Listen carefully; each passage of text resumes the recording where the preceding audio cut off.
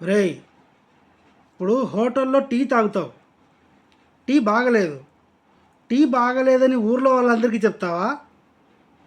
వేరే హోటల్కి వెళ్ళి తాగుతావా? నెక్స్ట్ టైము ఒక హోటల్లో భోజనం చేస్తావు, కూరలు సరిగా లేవు, కూరలు బాగా చేయమని చెప్తావా?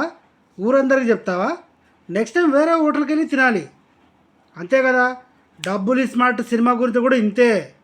పూరి జగన్నాథ్ గాడు వాడు ఎవ్వరి మాట వినడు. వీరేందర్ సెహ్వాగ్ బ్యాటింగ్కి వస్తే ఎట్లా చేస్తాడు? అట్లా చేస్తాడు పూరి జగన్నాథ్ అంటే. ఆడికి వచ్చింది మైండ్లో అదే తీస్తాడు. పోయింది. నువ్వు తీయగలవా సినిమా? ఈ రివ్యూలు ఇచ్చే ఎదవ నా కొడుకులు ఎవడైనా, ఈ రివ్యూలు రాసే పనికిమాల నా కొడుకులు ఎవడైనా సినిమా తీసే దమ్ముందా? పూరి జగన్నాథ్ లాగా పంచ్ డైలాగులతోటి, వన్ లైన్ వన్ వర్డ్ డైలాగ్తో సినిమా తీయగలడా? చేతగాని వెధవలు చేసే పనులు ఇవన్నీ. జగన్ గాడి మీద, పూరి జగన్నాథ్ మీద పగబట్టి నోటుకొచ్చింది రాసేయడమే సినిమా గురించి. అరే, సినిమా బాగలేకపోతే నువ్వు నీ పిల్లాన్ని తీసుకొని సినిమాకి వెళ్ళొద్దు. నీకు నచ్చకపోతే నీ ఫ్యామిలీ మెంబర్స్ ఎవరికి నువ్వు సినిమా చూడమని సజెస్ట్ చేయొద్దు. ఊరందరికీ డబ్బా కుట్టడం ఏంద్రా? నువ్వెవడరా చెప్పడానికి? డీకే జా హోటల్కి వెళ్ళి చెప్తావా?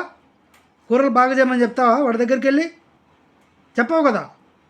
డబ్బులు స్మార్ట్ సినిమా పూరి జగన్నాథ్ తీశాడు.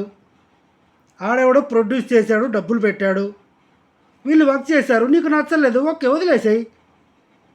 మీ అమ్మ నీకు రోజు ఒకేలాగా వంట వండి పెడుతుందా? నీ పిల్లం నీకు రోజు ఒకే టేస్ట్ తోటి వంట చేసి పెడుతుందా? లేదు కదా. తప్పు బ్రదర్ ఇది. పూరి జగన్నాథ్ సినిమా అయినా, రాజమౌళి సినిమా అయినా మినిమం 50 మంది లైట్ మెన్స్ దగ్గర నుంచి ప్రొడ్యూసర్ వరకు కూలోడు లాగా పనిచేస్తారు.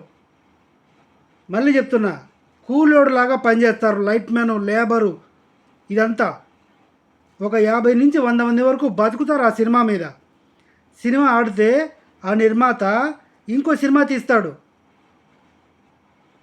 మీరు ఇచ్చే లడ్డూలో రివ్యూల వల్ల సినిమాకి జనం పోకపోతే ప్రొడ్యూసర్ నష్టాల పాలైతే వాడు ఊరేసుకొని చస్తాడు. ఆ ప్రొడ్యూసర్ని నమ్ముకున్న వర్కర్లు, స్టాఫ్, లైట్మెన్లు ఎవరైతే ఉంటారో అడుక్కు తింటారు అవకాశాలు రాక.